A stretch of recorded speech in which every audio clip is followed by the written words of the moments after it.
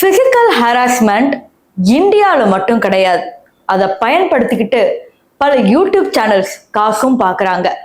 சரி, இன்னைக்கு நம்ம வீடியோல ஜேசன் மோனிகாவோட ரீசெண்டான இஷ்யூவை தாண்டி இதை ஒரு மாதிரி பிசினஸ் மாதிரி பார்க்குறாங்களா அப்படிங்கிற ஒரு எண்ணமும் உங்களுக்கு தோணும்.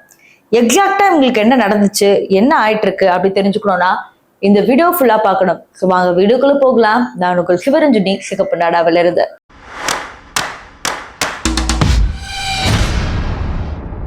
ஜெயசுராதியோட விஷயத்திலையும் பாத்தீங்கன்னா பிசிக்கல் ஹராஸ்மெண்ட் அப்படிங்கிறது இருக்கும். அஷ்மிதாவோட விஷயத்துல பாத்தீங்கன்னா அதே பிசிக்கல் ஹராஸ்மெண்ட்ங்கிற ஒரு விஷயம் இருக்கும். அப்படியே நீங்க இந்த ஜேசன் மோனிகாக்கு வந்தீங்கன்னா இங்கேயும் பிசிக்கல் ஹராஸ்மெண்ட்ங்கிறது இருக்கும்.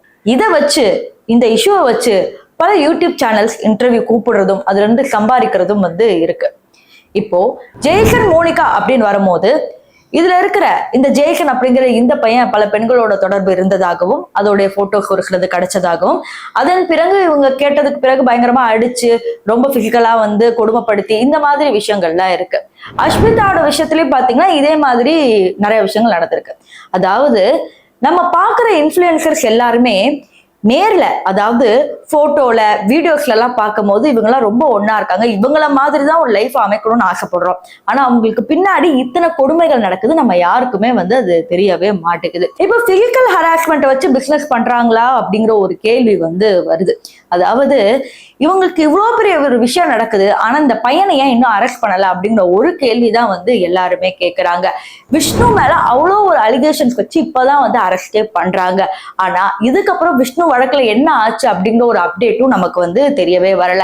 இதெல்லாம் ஒரு பக்கம் இருக்கும்போது பாத்தீங்கன்னா ஜெயசுராதி பக்கமும் பாத்தீங்கன்னா பிசிக்கல் ஹராஸ்மெண்ட் அப்படிங்கிறது தாண்டி வார்த்தைகளால கொச்சையா பேசுறது, அடுத்தவங்களை ரொம்ப கீழ்த்தனமா பேசுறதுன்ற போன்ற விஷயங்கள்லாம் இருந்து இவங்க பண்ண இல்லீகல் விஷயங்களும் நம்ம வெளியே சொல்லியிருந்தோம். அதுக்கு ஒரு எக்ஸ்போசிங் வீடியோவே நம்ம தனியா போட்டிருந்தோம். அப்படி இருக்கிறப்ப போலீஸ் ஏன் ஆக்ஷன் எடுக்க மாட்டேங்கிறாங்க அப்படிங்கிறது ஒரு பெரிய ஒரு டவுட்டாவே இருக்கு. இதற்கு பின்னாடி என்ன நடந்துட்டு இருக்கு அப்படிங்கிறது பார்த்தாதான் ஒரு விஷயம் நல்லாவே தெரியுது. குடும்பத்தை வச்சு இவங்க சம்பாதிக்கிறாங்க.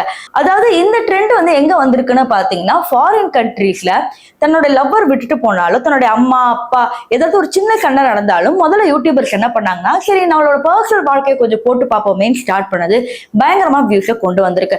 அதன் பிறகு கொஞ்சம் கொஞ்சமா இந்தியாவில நார்த் இந்தியாவை தாண்டி இப்ப சவுத் இந்தியால, அதுவும் தமிழ்நாட்டுல பாத்தீங்கன்னா மிச்சவங்க குடும்ப விஷயத்துல, அதாவது நம்ம பிக் பாஸ்ல எப்படி சண்டை நடந்தா அதை உற்று நோக்கி பாக்குறோமோ அதே மாதிரி இங்க மிச்ச விஷயங்கள் என்ன நடக்குது அப்படின்னு பாக்குறப்ப ஒரு குடும்பம் சேர்ந்து திடீர்னு பிரிஞ்சா அது மேல ஃபுல் கவனம் போகுது அப்படின்னு தெரிஞ்சுக்கிட்ட இன்ஃபுளுசர்ஸ் இதையே கையில எடுத்தாங்க.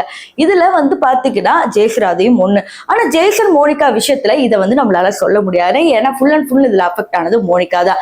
இருந்தாலும் பாத்தீங்கன்னா ஆளாளுக்கு அவங்களோட யூடியூப் சேனல்ல நான் உன்னை பத்தி சொல்லிட்டா, நீ என்ன பத்தி சொல்லிட்டா அப்படிங்கிற மாதிரி வியூஸும் கெயின் பண்ணிட்டு இருக்காங்க. இதுல மக்கள் ஏமாறுறாங்களா இல்ல காவல்துறை இதை எடுத்து பேச மாட்டேங்கிறாங்களா அப்படிங்கறதே தெளிவா தெரிய மாட்டேங்குது. ஆனா ஒண்ணு மட்டும் நமக்கு நல்லாவே தெரியுது. பிசிக்கல் ஹராஸ்மெண்ட் மற்றும் டவுரி விஷயங்கள் போன்ற பல பெண்களுக்கு எதிரான விஷயங்கள் அதிகமாயிட்டே வருது. ஸோ இதை பத்தி நீங்க என்ன நினைக்கிறீங்க? ஏன்னா பல வீடியோக்கள்ல உங்களோட ஸ்டேட்மெண்ட் பார்த்திருப்பீங்க இல்லையா? ஸோ அதை பத்தி நீங்க என்ன நினைக்கிறீங்க அப்படிங்கறத மறக்காம கமெண்ட் செக்ஷன்ல சொல்லுங்க.